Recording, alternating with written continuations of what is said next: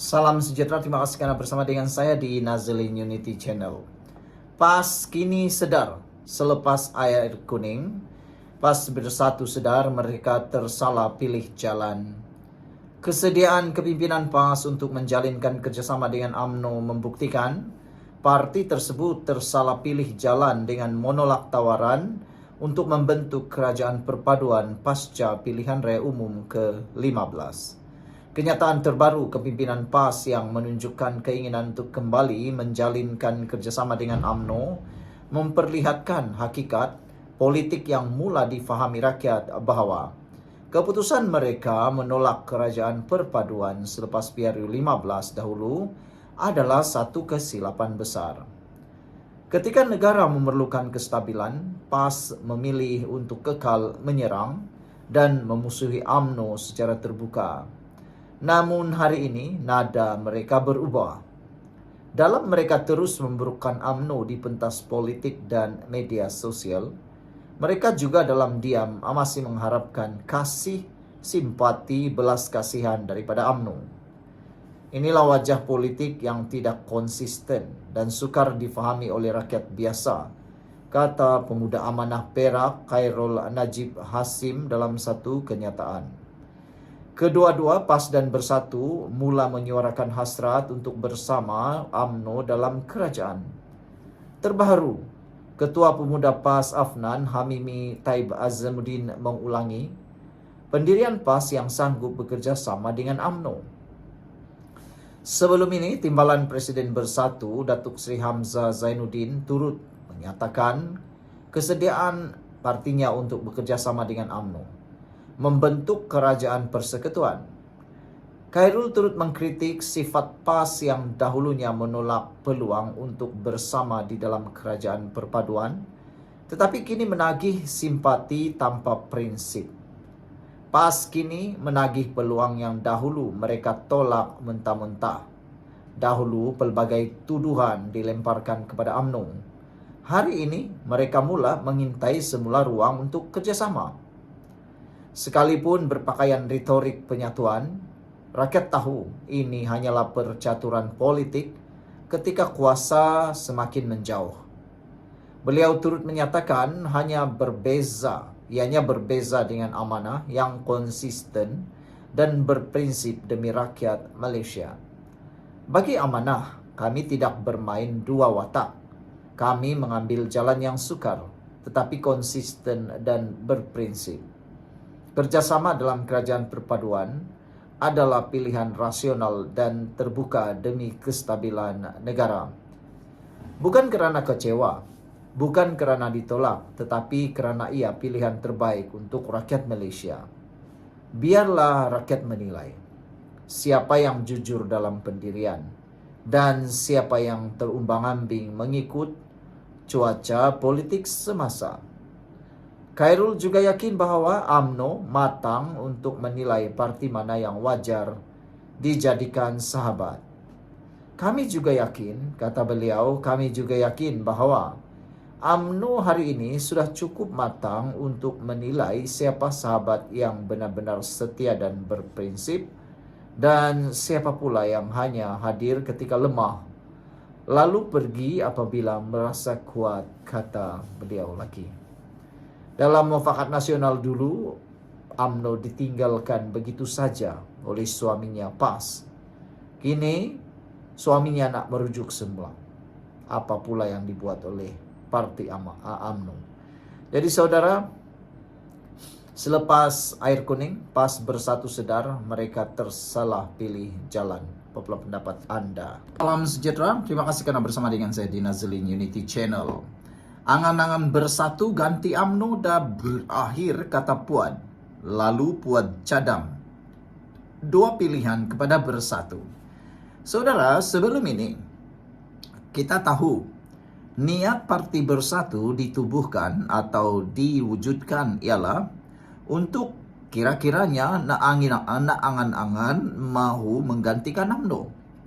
Itu sebabnya ramai ahli-ahli parlimen daripada UMNO ketika mereka kalah kali pertama dalam sejarah Malaysia, mereka pindah dalam Parti Bersatu dengan andaian dan dengan cita-cita angan-angan nak ganti UMNO.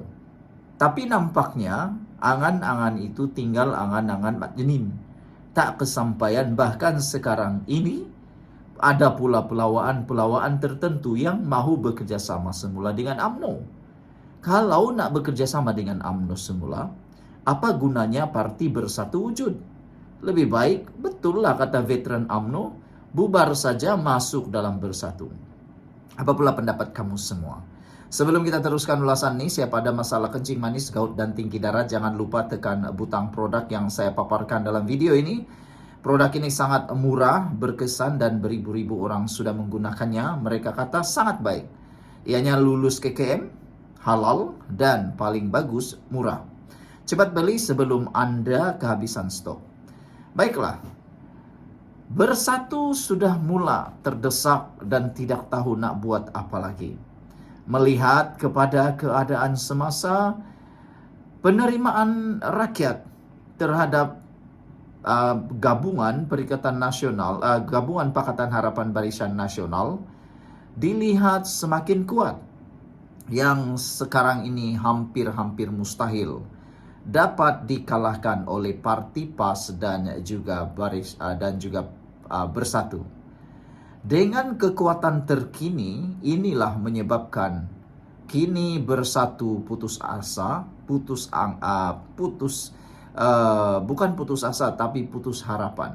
Mereka tiada lagi idea nak macam mana nak mau hancurkan perikatan kekuatan Pakatan Harapan Barisan Nasional dalam kerajaan perpaduan ini.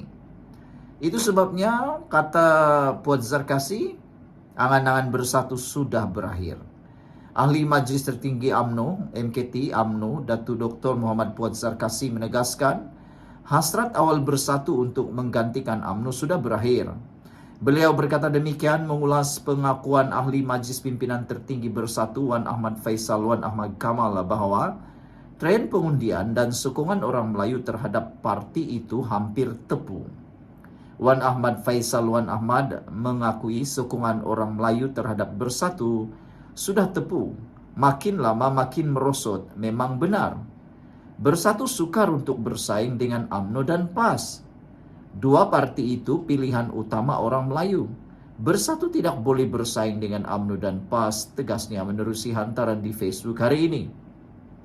Terdahulu Wan Faisal yang juga ahli Parlimen Macang dalam wawancara bersama FMT mengakui bimbang jika PN tiada strategi lebih anjal untuk memenangi hati dan kepercayaan golongan pertengahan, khususnya pengundi bukan Melayu. Wan Faisal berkata Perikatan Nasional menang 74 kerusi parlimen pada PRU 15. Sekaligus dianggapnya sebagai sokongan orang Melayu dan Bumi Putra, tetapi kini berkurangan kepada 68 kerusi selepas 6 wakil rakyat Bersatu mengalihkan sokongan kepada Perdana Menteri. Dan diramalkan daripada 68 ini akan ada lagi 33 kerusi yang akan hilang daripada genggaman pelukan Perikatan Nasional.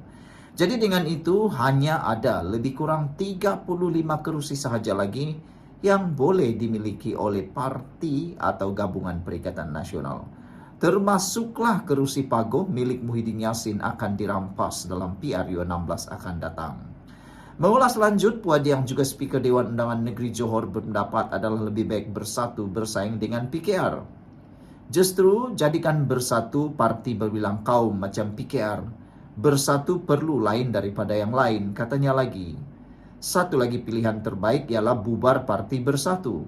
Lebih baik cari warna dan juga kata lain supaya tidak nampak meniru UMNO. Barulah lain dari yang lain, kata ahli Dewan Undangan Negeri Rengit itu lagi.